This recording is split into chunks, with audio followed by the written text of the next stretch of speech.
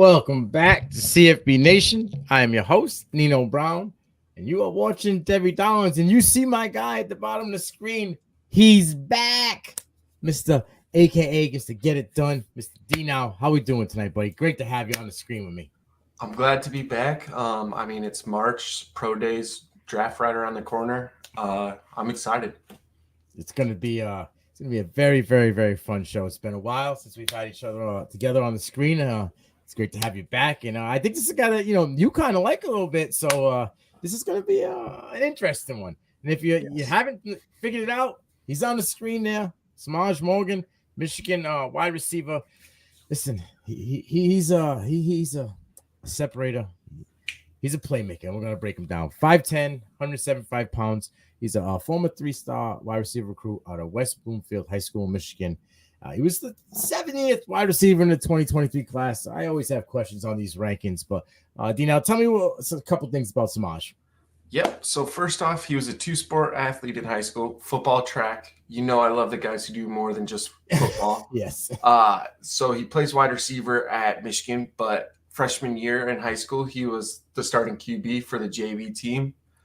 He was a U.S. Army All-American, and he was All-State by the Detroit Press in 2021. Ooh, okay. Got some accolades right there. Not too shabby. No, not at all. Now, West Bloomfield is where he went to high school. His senior year was used, kind of like a Swiss Army knife. He had 43 receptions, 733 yards, 14 touchdowns, and he also had 3 attempts, 3 for 192 yards and a touchdown.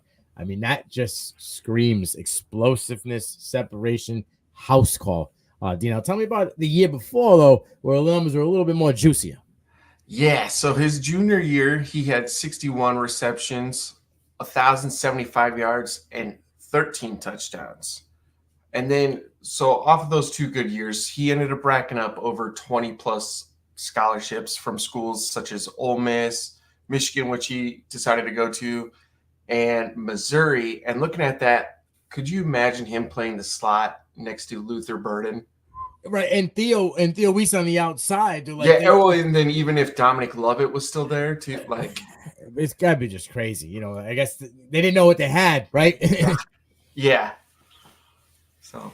Yeah, like I said, the list was go on forever, but some of the things that I noticed just jumped off the screen when we were watching some of the film, and I already kind of mentioned to a little bit, is he creates separation easily, whether it's in like a screen, just getting him in space and getting him the ball. It's kind of like a one move, a little bit of a sudden hip movement, a head nod, and he's already got a guy, kind of like stumbling over his feet. It's explosive. It doesn't matter how you get the ball running. Like I said, he had 3 carries for 192 yards and a house call. He's got the suddenness to him. This itty bitty movement gets him loose. Speedy Gonzalez, right? Or Roadrunner, whatever you want to call him. This guy's got it. It's that top end speed. Once he's getting behind you, you might as well just sit down and stop wasting your energy because you ain't catching him. Yeah. So some things that I noticed, you kind of hit on him too. Extremely twitchy. His ball skills are pretty good for his age. Obviously, still room to grow, but right. He is only 18. He tracks the football well, whether you see it on some of the passes or the kick returns that he does. He has like a complete 180 catch radius, which is pretty rare for someone his age. And again, you saw in the intro that I have to point out, he was caught by my Iowa Hawkeye guy. He is a stud on special teams. Yeah, no, he is. And that's the thing. And that's like, gets him on the field. And like, we're going to talk about his time in Michigan, but like, as he got more reps, more acclimated with the offense, bigger games, they started to use him, even with Rome Wilson starting to, just become the guy and Johnson on the outside. You had Lovin work in the middle. They started working Semaj in there. And you got to remember, that's a lot of people to target, right? Loveland, Rome, like I said, Cornelius Johnson, both running backs. Yeah. Right there, you're looking at 5 guys. And he's still, was getting manufactured touches in bigger games, in the playoffs. So it's things like that just, boom, like neon lights. Okay, this is something I gotta go back and watch this kid. Watch what they did. What did they use him for? And let's just talk about it.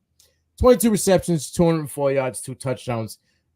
Through the air. He had 4 attempts on the ground for 67 yards and 2 touchdowns. You see it, right? Again, he's so explosive. You give him minimal amount of attempts on the ground, and he can just boom. There isn't a lineman that can probably move fast enough to catch this kid coming out the hole in college football. He is just that explosive, and if you give him a crack, he's gone. Daylight. See you later. Talk to me about some of these games. Yeah, so during the season versus Purdue, he had a 44-yard touchdown run. And then when all the lights were on him in the playoff game versus Alabama, he had 4 receptions for 24 yards. Yeah, the numbers may not seem like, oh, it's just 24 yards, but that's against one of the best defenses as a true freshman. Like I said, with all the lights shining on him, with all those mouths to feed, that's pretty impressive. And I know Andy's probably going to kill me because, he's the Michigan guy. Shout out to Big House. But, they're not a very, prolific passing team, okay? It's right. So you getting 4 receptions, maybe 5 targets in a game with that many, that speaks volumes as a true freshman. So, that's what I'm talking about. Manufacturer. They were putting him in positions to get the ball and just go. You got to love it. And he produced. You know what I'm saying? And now, we just said, Rome, Cornelius, they're gone. Obviously, Lovin's probably going to be the guy. He's going to be the main target outside of the running backs, whoever the quarterback may be.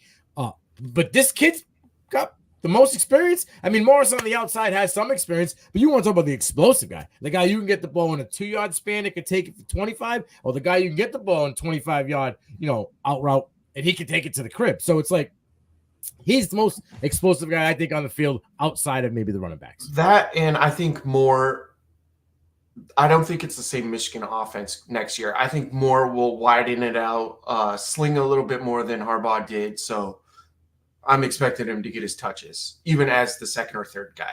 Yeah, I agree. I said with Andy earlier, it's been close to 15 years since we've had a different offense, right? Mm-hmm. So I know everybody over there is hungry. They complained for 2 years that JJ didn't get that full realm to be able to just explode and show the arm and make him possibly be that 1 or 2 guy off the board in this class.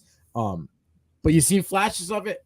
I think that you might get a little bit more. And if it's not this year, it's going to be within a year or two where they're just going to open up. That if not this year, it'll be next year with I'm drawing a blank on his name. Jaden Davis. Yes. Yeah. When he's for sure solidified as the starter. Right. They're just kind of going to figure it out. This is the bridge. Again, while they brought in the guys. It'll be him or Orgy this year, and it'll kind of just be whatever. Just my opinion. But. Right, I agree. So, like I said, the Devy aspect, Devy Darlings this is his second year. He ain't going to the NFL till possibly next year, but he's going to have to go through that whole season when he would be that guy for the Wolverines, I would assume, unless someone in the portal comes in. Well, here we get to this comp section. And I'm going to let you go first because you haven't been on in a while and you're kicking the rust off. So tell me what you got. So I kind of broke my comp into 3 different aspects. First one, I have Rondale Moore, Purdue, Cardinals, just because at Purdue, he kind of did everything for them. Yes. And I see them kind of using this. That's kind of the projection I see for him in Michigan's offense. The second one is Cordero Patterson, and that's solely just off special teams. I have a feeling this guy could be super electric, one of the best returners in college football, much like Patterson was. Yep. And then my third one's kind of my oddball. It's Antoine Randall L. Okay. And that's solely for the versatility aspect. Everyone knows he played quarterback at Indiana, but this is more like how the Steelers used him. They could give him kind of like a screen pass, motion him, or a double pass. Yeah, sort of. It all depends on how creative Moore wants to get. That's just a route that I see could happen if they decide to go that way. I love it.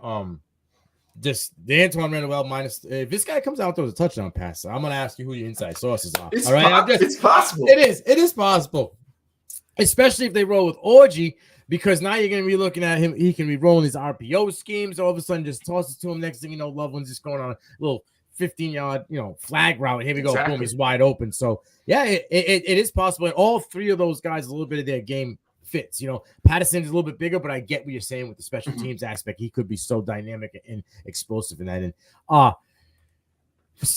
Travis Benjamin out of Miami, size, kind of the package of it all, how he was. He was a special teamer as well. He was a guy that just could get the ball in space. He could just take off.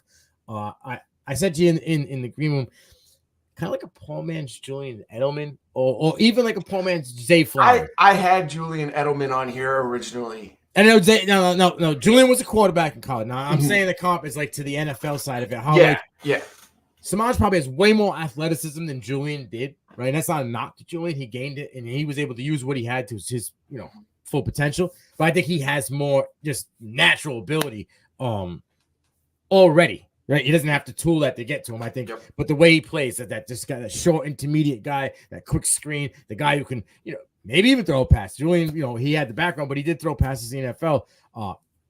Travis Benjamin too. They just both, like I said, both of those guys scream. He's twitchy like Zay, before the muscle uptake. You know what I'm saying? Like maybe like junior year of BC. I'm talking like Semaj Morgan style of play. Like that I could see. He maybe not as many deep balls downfield. I think Morris will be that guy, but in that short twitch, make a sudden move. Like Zay would out twitch himself sometimes. You know what I'm saying? Right. So it's like he has a little bit of those three guys in the game, kind of like how you have a little bit of each guy. So yeah, I love it. I think this kid's going to be the son. I said, if it's not this year, right? Again, title of the show says Devy Darling, right? He has the possibility to, and Devy means at the next level.